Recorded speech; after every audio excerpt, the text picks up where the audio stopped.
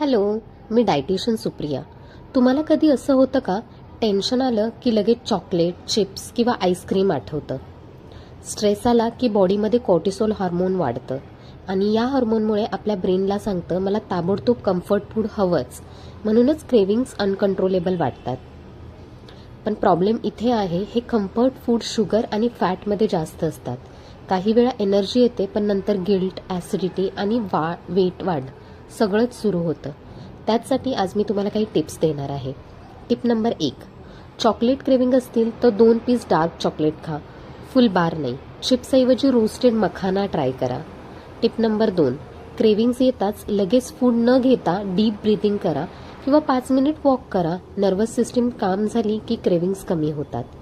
Tip number 3, cravings कमी करायचे असतील तर रोजच्या जेवणात प्रोटीन आणि फायबर पुरेसं ठेवा. For example sprouts, dal, curd, veggies. Blood sugar stable राहिले की सडन क्रेविंग्स कमी होतात. स्ट्रेसफुल वेळा सगळ्यांच्या आयुष्यात येतात, पण स्मार्ट स्वॅप्स, माइंडफुल हॅबिट्स आणि बॅलन्स डाएटने आपण क्रेविंग्स कंट्रोल करू